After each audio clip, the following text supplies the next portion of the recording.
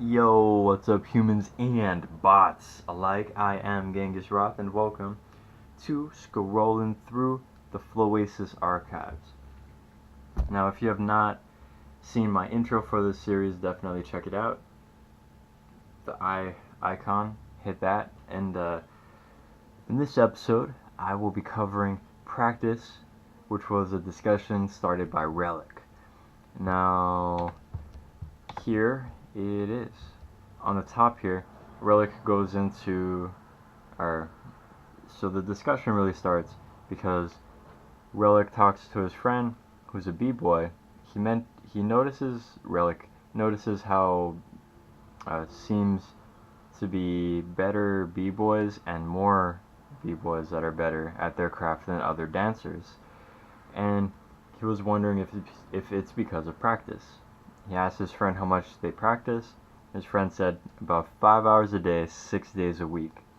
And he proposes these questions to the liquid community, right? How much do you practice? More now than before. Have you ever practiced that much for a long period of time? Would you ever? And do you think more dancers need to? So this is definitely a shorter one than other discussions, but still yet I feel like every response, like every reply is a pretty decent read. Some are better than others, and two of them involve a YouTube meme regarding practice. So I'm not gonna send you the link to those. I'm just gonna go. So I'm just gonna go over one post and then talk about one thing, and then the last post, and then I'll let you guys read this, okay? Tommy answers nicely, sticks with the format. 5 to 10 hours a week, less than before. No, not that long of a time. Hopefully, he would ever, and yes, more dancers need to. So, on the bottom here is a pretty interesting idea. In my opinion, two entirely different ways of training the body. Now also, this culture doesn't revolve around the battle circuit, which is a very good point. Like, the culture he's referring to is the liquid dance culture, right? And although they do have confluence and yeah, I think that's the only big like liquid battle. Other than that, they'll have like flow sessions and stuff. But after reading that, I noticed that as Glovers, we really changed the way that our culture is, right? We started in the same culture as Liquid was and is in, right? And from there, from that flow, we moved, boom, to a competitive, more hip-hop-esque battle culture, where there's like online battles. Facebook has two pits, where like people can just like battle, and then they get some people to vote. So you got the pits, the I don't know. My favorite one is Folly's pit battles, but I mean the Glover's pit is not bad, and okay, it's very bad, but I mean who likes the pit anyway? Who likes the lounge anyway, man? But I love both of them.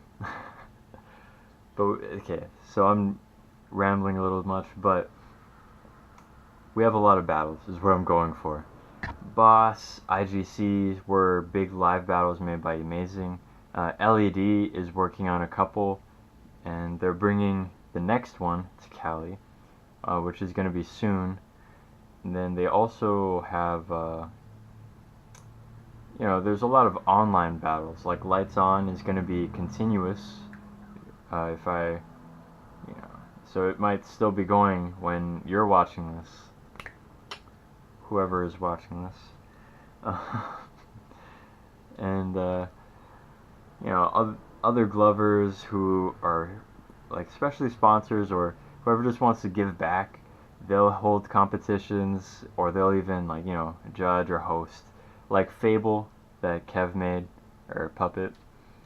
Yeah, so a lot of battles in the gloving community. It's not heated, but yeah. Okay, sometimes it is, but it's not. It's not like we're going out and fighting each other after the battle, Like, especially if it's a live comp, it seems like everyone just loves, being there. Especially in the Hawaii ones that I've been to. Okay, and then one more is this idea here. It was a quote from a book called Psychology by David G. Myers. Okay, and then that answer was to the statement right here. A thing actually sent me a link the other day to a study that showed practicing a task mentally improves performance of that task when physically performed later on. Which is which is a really good thing to think about. Like, if you happen to be injured, you can still practice mentally and doing other things, but relating it back. Or watching these and reading about them. So, and then, okay, I'll let you guys read all the rest, but I just want to end with this last response here. Mikey puts that he practices whenever he can, whether it be a few minutes or an hour or so, and it's more beneficial to practice smart than to practice long. Like, you can put in your hours, but getting tips is more useful than drilling what's potentially bad habits.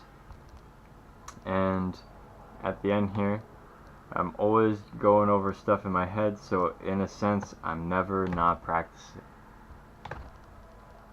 That's a good mentality to have, especially if you want to be, really good. You don't have to be, like, competitively the best or anything, but if you want to share, and if you just want to learn, and like me, I want to teach.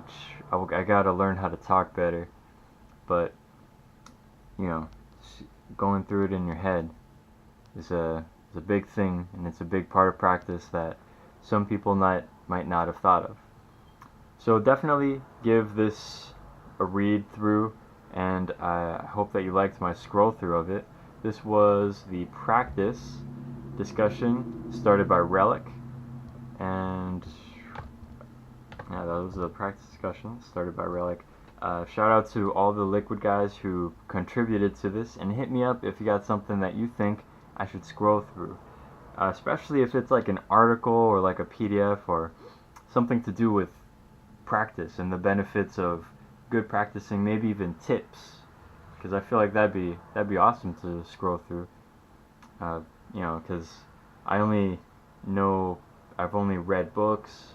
I don't really know a lot of sites or anything that can help with this, but simple Google search and they're out there.